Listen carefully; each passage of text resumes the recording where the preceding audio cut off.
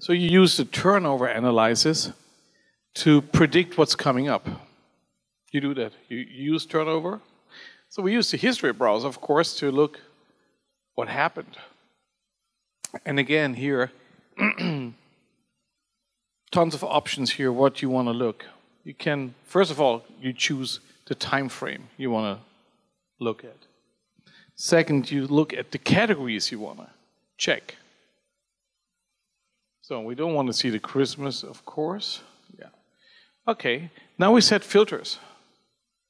Again, you have all fields available that in the system. So if you want to see, let's see, coding, it's great. Let's look at, what do we have here? Musical period, that's good. Is it filled? No. Let's look our Baroque. Well, how many Baroque we played in the time period? It was just one day. Let's take a little more time, maybe. Let's take a month. Last month. This is, yeah, it's basically, yeah. And we display, we want to see the individual plays or we want to see the individual songs. Let's see the individual songs. Okay.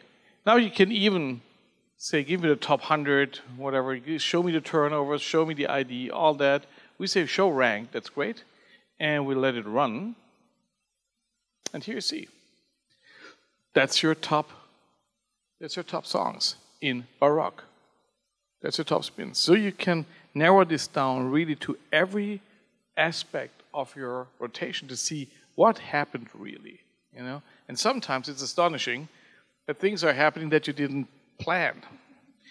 And you'll find out with this one pretty much, oh, shoot. So then you can go back, you know, where could be the mistake? Mistake can be in the clocks, can be the category size. But you will see if there's something wrong, if there's, let's say, let's take our top 100 composers. So what will be number one? What is number one composer in this data set? Bach? Okay. Somebody for Beethoven? Vivaldi? Puccini? Tchaikovsky? Mozart? Not only the Kugel. Okay, let's find it out. You go into QE, you keep the time period again, last month, and we go on the categories which are important for you in your daytime categories. And let's see. The top 100, we have the rank, okay. Maximum rank 100, right. Let's run it. Wait a minute, we're not finished. So run it. It still tries to sneak some Bach in there. What? No, we got it. Mozart was in that month. And you know, Haydn, nobody thought about Haydn, and he's on places. So now you think my station is totally, we play too much Bach. No, we don't. Even the whole family is just here on, one of the family members is on place 8. So this probably is not what you want. So you say, now you can go back and say, okay, why is this happening? And you can bring up more history here on the single artist or the single composer and see when was it played, what time. You can go to the play history by date. Yeah. So, oh yeah, we played Mozart nearly every hour. Oh, it's a little near here. What's happening here? So you can go back and find out things which your listeners hear, but you're probably not aware of. And that's what's great with the history browser. It's not only to do your statistics and your reports, it's to find stuff that shouldn't not happen. You see it here. See, oh, we're playing the wrong artists too much. We're playing the wrong songs too much. We play the wrong epoch, the wrong sound code too much or not enough. Oh, why is never Mozart here? What is happening here? We have morning drive and an afternoon drive, no Mozart. Wow, this is not good. Old Wolfgang wouldn't like that. So, again, history browser is really what you predict in the turnover analysis. The history browser gives you way more than just nice graphics. It gives you a lot of information on what's really happening in a certain period in your system. And now you can go back and say, okay, let me take a look at my 7, 8 o'clock, 6, 7, or 8 o'clock clock. Why is it happening this way? So, and as a time period, categories, filters, the way what you want to display, and then you can, of course, the reports that you want to come up more often, you save them as your little heart of the reports as your favorites. And you just actually change the time period, and that's all you have to do, and you run the report. It's good for printing, it's good for, if you have a music meeting, just have the numbers in front of you and say, well, guys, something is wrong here, or it's great. You also see what is good. Right? We get even one of my favorite, Tchaikovsky, is pretty much up there in the list. That's good. Good. You wanted to know about the pieces you did not play, correct? Well, we have the zero plays. We can include all the zero plays, which sometimes is a real frustrating thing. Now we include them.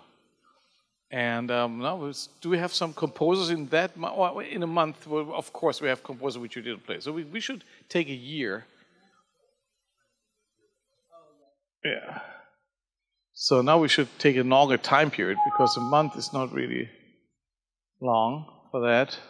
Maybe from the beginning of the year, from January, and see which is a composer which was not played in this data set during the whole year so far. No magic history found in the specific period. So there's no histories. I played all the composers. That's good. Let's do pieces. That might be a little. That might.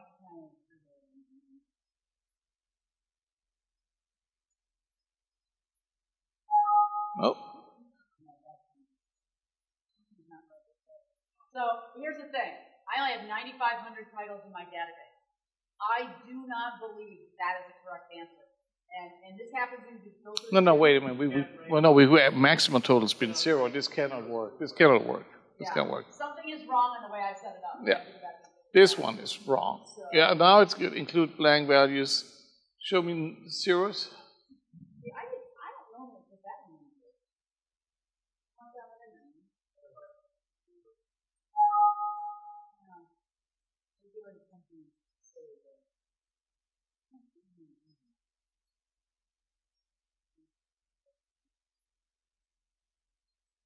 Here we go. That's the way I do it. Now, I've got, okay, what piece plays the most? The number one.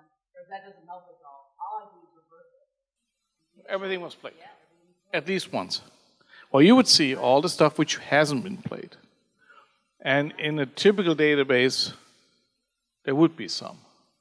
And then you could analyze why weren't they played? Weren't they categorized in a strange way? Usually it's very long stuff, or it's very, very short things. So difficult to schedule. But here you will find them. What's next, Jill? We get a couple of questions about this, and I know there's one particular question about this that I'm not sure that we can address. It has to do with what do you do when the piece goes over the top of the hour and then do your reports. But I just wanted to take a minute here and point out that MusicMaster really works hard to have the reports in the data so that you don't have to mess around with this. And we work with those governing organizations. So like Reiner and his team will send stuff to me and say, hey, we need a report for Hong Kong. Okay, the cache report will be in there, the next service release. So I just wanted everyone to be aware that I, in fact, recently, in like the last month, just worked with the NPR delegation. And they have basically signed off on all the reports that we have in our software. So you guys don't have to really do anything special. You just have to come in and run those reports. And so you go to dataset analysis and special history reports. I will tell you the one change that they have asked to make really just had to do with the name. It's called Composer 2. They've asked that we rename it to Composer 2 Sound Exchange. But we have the NPR reports in here. We have the Sound Exchange reports in here. But frankly, I love to show this only because you can see that you are absolutely not alone in the world using MusicMaster. This list is really kind of fun to look at. We certainly have a large contingent of German reports in here, a lot of Canadian reports. But there's some, here's that new, report for Hong Kong that we just put in, the cache report. So these reports are all done to the specifications of the organization, which means all you need to do is pick the report. Oh, there it is. And go to the Options tab. And once you match these fields once and run the report, it always saves that. This is likely going to make some kind of digital file. It's to their specs, so all you have to do is attach it to your email and send it off. So you don't have to worry about, is it right? Is it in the correct format? That's what we do. We take care of all that for you. So you come in here and you do the matching. So NPR said, oh, it's called the title field. Well, maybe that's not what you call it in your database. You just have to use the drop-down and find out what it is. It happens to be the title field in my database. And again, you go down through all of these. You don't have something that matches that? I get that question quite often. What am I going to do? I don't have, and let's see if it's on here. Yeah, I don't have the UPC code. Whether you have the data or not is something you would have to talk to that organization directly with. So same with like the Sound Exchange, they have the ISRC codes and things like that. So we provide you the field.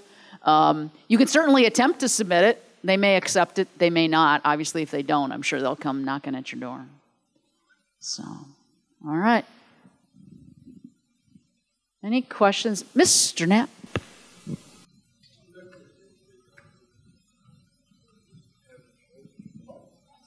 You have a field, I assume, for the era, like Baroque and... Okay, so in the musical period, there's two ways you could search. One is you could search for, do the display by period, the period field. And you have that field in there, right? Yep. And now you can do a more reasonable time frame, not a year, but let's say a month. And then display everything. And now if you, on the bottom, you change the graph to by day. I think it's, yeah. Spins by date, yeah.